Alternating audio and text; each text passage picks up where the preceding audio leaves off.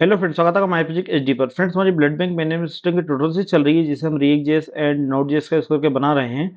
Friends, आज से हम हमारे प्रोजेक्ट के थर्ड फेज को स्टार्ट करने जा रहे हैं। हमारा जो प्रोजेक्ट है वो 3 फेज में बन रहा है। पहले फेज में हमारा जो फ्रंट एंड था, हमने उस पूरे फ्रंट एंड को डिजाइन किया था। देन सेकंड फेज में हमारे फ्रंट एंड की रिक्वायरमेंट के अकॉर्डिंग हमने एपीआईज बनाई और डेटाबेस की टेबल्स बनाई है। हमने ये 3 टेबल्स बनाई है और इन 3 टेबल्स के अकॉर्डिंग हमने एपीआईज को रेडी किया है। एंड इसके बाद हमारा जो नेक्स्ट फेज होगा, जो हमने ये एपीआईज बनाई है हमारे बैकएंड के लिए, उन एपीआईज को अब हम फ्रंट एंड पे कॉल करेंगे। तो आज सबसे पहले हम आवर सर्विसेज की एपीआई कॉल करते हैं। हमारे पास यहाँ पर सर्विस नाम की डेटाबेस में टेबल है।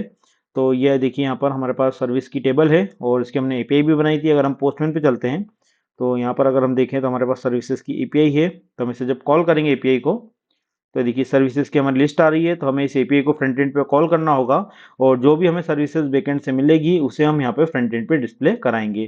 तो सबसे पहले हम इसकी एपीआई को इंटीग्रेट करेंगे। तो उसके लिए हमें फ्रंट एंड पे कुछ एनवायरनमेंट सेटअप करना होगा। तो इसके लिए सबसे पहले हम चलते हैं हमारे फ्रंट एंड के विजुअल स्टूडियो कोड पर, जहाँ पे हमारा रिएक्ट का कोड है। यहाँ पर हम पैकेज डॉट जेसन में जाएंगे और यहाँ पे हम देखते हैं हमारे पास एक्सियोस इंस्टॉल है या नहीं। तो हमारे पास एक्सियोस नहीं है, तो सबसे पहले हमें एक्सियोस को इंस्टॉल करना होगा। फ्रेंड्स, एक्सियोस एक लाइब्रेरी है जिसका यूज करके आप एपीआई को कॉल करते हैं। तो हम सबसे पहले इसे इंस्टॉल करेंगे। तो इंस्टॉल करने के लिए आपको लिखना होगा npm i AXIOS Axios, then enter hit करेंगे। तो ये हमारे सिस्टम में एक्सियोस इंस्टॉल हो जाएगा। एक्सियोस इंस्टॉल हो चुका है। इसके बाद हम हमारे प्रोजेक्ट को स्टार्ट कर लेते हैं अगेन। एंड हम स्टार्ट करने से पहले हम एक फाइल और बनाना है।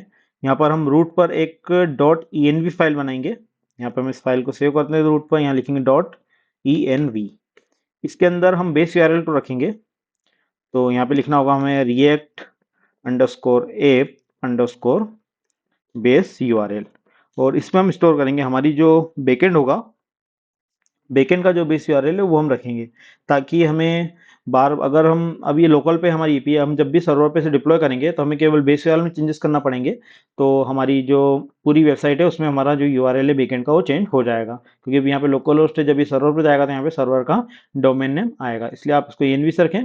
इसके बाद हम चलते हैं हमारी सर्विसेज जो हमारी कंपोनेंट है उसमें चलेंगे और यहाँ पे हम चेक करते हैं हमें यहाँ पर हमारा बेस यूआरएल मिल रहा है कि नहीं। तो यहाँ लिखेंगे हम process dot env dot react app base URL, and इसे हम करते हैं सेव। इसके बाद हम हमारे फ्रंट एंड को करेंगे स्टार्ट। तो हमारा फ्रंट एंड स्टार्ट होगा, तो हमारे जो फ्रंट एंड लोड होगा तो हमें अलर्ट में ये बेस यूआरएल मिलना चाहिए। तो हमारा फ्रंट एंड लोड हो रहा है।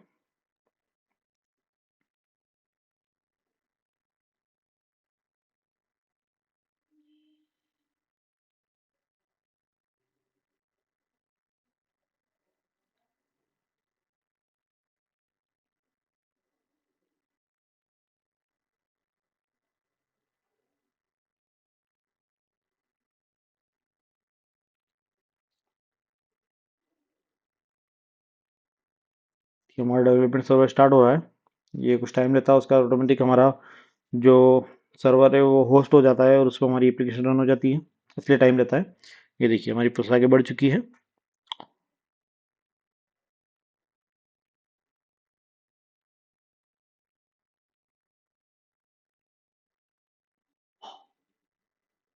से हम रिलोड पे लगा देते हैं तो ऑटोमेटिक हमारा जो आउटपुट है वो हमें डिटेक्ट हो जाएगा, क्योंकि हमारी एप्लीकेशन पहले से स्टार्ट थी इसलिए वो कनेक्ट नहीं है। एक बार रिलोड करना पड़ता है तभी वो कनेक्ट होती है हमारे सर्वर से। तो ये देखिए ये सक्सेसफुली स्टार्ट हो चुका है हमारा सर्वर और यहाँ पर हमारे पास आ रहा है अनडिफाइंड। तो अनडिफाइंड के पीछे का हम रीज़न चेक कर लेते हैं। तो हम आते हैं, ओके, फाइल के नाम में गड़बड़ हो गई। हमारे पास डॉट env डॉट टेक्स्ट हो चुकी है, बल्कि वो डॉट env डॉट टेक्स्ट नहीं होना थी। तो हम इसे रीनेम करेंगे अगेन और इसे हम करेंगे डॉट env। देखिए सेटिंग फाइल हो चुकी है। एंड अगेन हमें सर्वर को हमारा स्टार्ट करना होगा, तो हम अगेन सर्वर को स्टार्ट करेंगे, क्योंकि जब भी आप कोई env बनाते हैं या env में कुछ भी चेंजेस करते हैं तो आपको आपकी जो एप्लीकेशन है वो रीबिल्ड करना होती है और रीबिल्ड करने के बाद आपको आपकी एप्लीकेशन का आउटपुट दिखता है। तो ये देखिए हमने इसे रीबिल्ड किया। देन रीबिल्ड करने के बाद अगेन अब हम इसे रिलोड करते हैं तो अब हमें यहाँ पर हमारा यूआरएल मिलना चाहिए। ये देखिए हमारा रन हो चुका है और ये देखिए हमारे पास जो है हमारा बेस यूआरएल आ चुका है, लोकल होस्ट स्लेश 4000/API/। तो अब हम भी इस बेस वाल का यूज़ करके हमारी जो सर्विसेज की एपीआई है उसे कॉल करेंगे। तो यहाँ पर आते हैं हमारे सर्विसेज नाम के कंट्रोलर पर, और यहाँ पर हम यूज़ करेंगे यूज़ इफेक्ट। तो यहाँ पर हम लिखते हैं यूज़ इफेक्ट, जो हमें रिएक्ट से इंपोर्ट करना है। तो देखिए यहाँ पर रिएक्ट से यूज़ इफेक्ट इंपोर्ट हो चुका है। यहाँ पर हम एक एनोनिमस फंक्शन बनाएंगे और यहाँ पर हम कॉल करेंगे एक्सियोस, जिसे अब देखिए एक्सियोस टॉप पर हमने इंपोर्ट कर लिया है। देन एक्सियोस डॉट गेट, क्योंकि जो हमारी मेथड है हमारी गेट है, क्योंकि जो सर्विस नाम की जो हमारी एपीआई है वो गेट है। तो हम इस सर्विस को कॉपी करेंगे और यहाँ पर हम इसे मेंशन कर देते हैं। देन यहाँ पे हम लिखेंगे डॉट देन, और यहाँ पर अगेन हम एक एनोनिमस फंक्शन बनाएंगे और एनोनिमस फंक्शन में हम एक R E S P define कर देंगे, और आर ई एस पी को यहाँ पे लगाते हैं हम कंसोल डॉट लॉग, और यहाँ लिख देते हैं हम R E S P and save करेंगे। सेव करने के बाद हम इसका आउटपुट देखते हैं। तो ये अलर्ट को हम हटा देते हैं। अगेन हम इंस्पेक्ट करेंगे इसे, तो यहाँ पर हमारे पास 404 आ चुकी है। तो हम देखते हैं ऐसा क्यों आया 404। तो हम नेटवर्क में जाएंगे, अगेन हम इसे रिलोड करेंगे। तो हमारी जो सर्विस की एपीआई उसने 404 दे दिया हमें हमें यहाँ पर लोकल हमें 3000 लिख रखा है। तो ऐसा क्यों? अच्छा, हमने यहाँ पे बेस वाला कंकेटिनेट नहीं किया इसलिए। तो यहाँ लिखेंगे process dot E N V dot react app base U R L. तो हमें ये लिखना है। तो यहाँ पर हम इन ब्रैकेट्स का यूज़ करेंगे, इसे हम हटा देते हैं, और यहाँ पर हम लिखेंगे डॉलर ब्रैकेट्स इस तरीके से,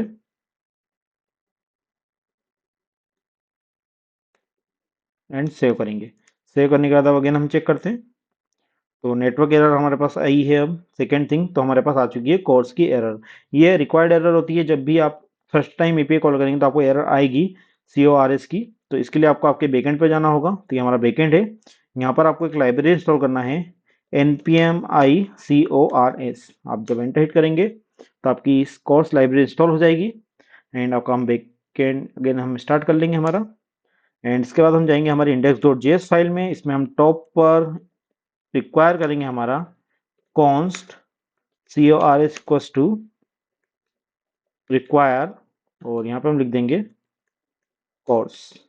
एंड इसके बाद हम नीचे आते हैं, यहाँ पे हम लिखेंगे app dot use CORS, and इसे करते हैं सेव। सेव करने के बाद कंपाइल करेंगे, देखिए कोई एरर नहीं आई है। देन अगेन हम हमारे जो सर्वर है इसको रिलोड करेंगे। तो देखिए सर्विस की हमारी एपीआई ने अभी भी हमें कोर्स की एरर दे दी है। तो क्यों दे रही है ये? हमने कोर्स कॉन्फ़िगर कर दिया है। अगेन हम एक और बार चेक करते हैं।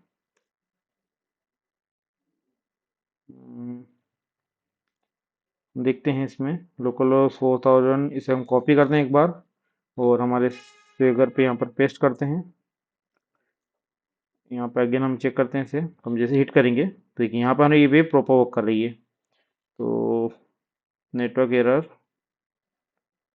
और एरर है हमारे पास कोर्स ही है। ओके, इसे हमने बाद में कॉल कर दिया, गलती हमारी ये हुई, हमें इसे ऊपर कॉल करना था, क्योंकि पूरी एपीआई एग्जीक्यूट होगी उसके बाद कोर्स एग्जीक्यूट होने का कोई मतलब नहीं होता है। तो हम इसे यहाँ पे लगा देंगे। अगेन हम इसे चेक करेंगे तो हमारा इशू सॉल्व हो चुका होगा। देखिए हमारा इशू सॉल्व हो चुका है। यहाँ पर अगर हम देखें तो हमारे पास ये गेट है, वो गेट के जब रिस्पॉन्स में देखेंगे तो हमें यहाँ पे सर्विस मिल रही है। यहाँ पर ही अगर हम कंसोल चेक करें हमारा, तो हम कंसोल के मैसेज पे जाएंगे। तो हम सबसे नीचे आते हैं तो देखिए यहाँ पर हमारे पास आ चुका है, जिसके अंदर हमारे पास डेटा के अंदर हमारा जो रिस्पॉन्स है वो आ रहा है। तो हम यहाँ पे डायरेक्ट डेटा को प्रिंट करते हैं। हमारे फ्रंट एंड पे चलेंगे और डायरेक्टली हम यहाँ पर डॉट डेटा को यहाँ पर प्रिंट करते हैं, एंड इसे हम हटा देते हैं। अगेन हम रिलोड करेंगे। देखिए हमारे पास ये आ चुका है। इसमें हमारे पास डेटा के अंदर हमारा वेरिएबल आ रहा है। तो हमें एक और बार डेटा लिखना होगा, तो हमारे पास जो पूरा डेटा है हमारे पास यहाँ पे आ जाएगा। तो हमें यहाँ पर इस डेटा को एक स्टेट में रखना होगा, क्योंकि हम जब नीचे स्क्रॉल करते हैं तो यहाँ पे हमारी सर्विसेज की लिस्ट है। ये रही हमारी सर्विस 1, सर्विस 2, सर्विस 3। तो हमें एक स्टेट बनानी होगी, तो यहाँ पे लिखते हैं कॉन्स्ट, और यहाँ पे हम लिखते हैं service list comma set service list, और यहाँ पे हम लिखते हैं यूज स्टेट, और यहाँ पे लिखते हैं हम एरे। एंड इस अरे के अंदर हम स्टेट कर देंगे सेट। तो यहाँ पर हम इस फंक्शन को कॉल कर देंगे। एंड अब इस सर्विस लिस्ट वेरिएबल को हम यूज़ करेंगे। तो यहाँ पर जो हमारा सिंगल एलिमेंट है 3 का, हम उसे एक कर्ली ब्रैकेट्स के ग्रुप में कवर करेंगे और अदर को सभी को हटा देते हैं। ये हमने तीनों को यहाँ से हटा दिया है। अगर हम सेव करेंगे और रिलोड करेंगे तो हमारे पास केवल एक आएंगे। तो देखिए हमारे पास केवल एक यहाँ पर सर्विस बचा हुआ है। तो हमारे पास नेटवर्क एरर आ रही है, तो हम इसे एक बार देख लेते हैं क्यों आ रही है, क्या हमारा ब्रेक हुआ है। नेटवर्क में आते हैं, तब एरर नहीं आ रही है। यहीं अगर हम फुल बिट्स करते हैं तो भी नहीं आ रही है, उसका किस कारण से आ गई होगी। तो यहाँ पर हम सर्विस लिस्ट को यूज़ करेंगे। तो यहाँ पे लिखेंगे सर्विस लिस्ट एंड यहाँ पे लिखेंगे एंड और सर्विस लिस्ट डॉट मैप, और यहाँ पर हम ब्रैकेट लगाएंगे एंड इसके अंदर एक फंक्शन लेंगे और उसमें हम लिखेंगे ELE और इस तरीके से देन रिटर्न होगा हमारा यहाँ पर। और रिटर्न के अंदर हम इसे पूरे के पूरे को हम कट करते हैं यहाँ से और यहाँ पे हम कर देंगे पेस्ट। सेव करेंगे और अब हमारे डेटाबेस की टेबल देख लेते हैं या हमारे बैकएंड पे चेक कर सकते हैं हम। तो ये हमारी API ने एरर दी थी, बैकएंड की API हमारी फेल हो रही है। तो हम देखते हैं हमारे बैकएंड में कुछ इशू हो चुका है। तो हम अगेन देखते हैं, तो हमारे बैकएंड में एरर आ गई है। तो हम इसे अगेन रिस्टार्ट करते हैं। हमारा जो डेटाबेस है वहाँ से एरर आ चुकी है। तो हम डेटाबेस देखते हैं डेटाबेस में क्या हो गया है। तो हम रिलोड करते हैं।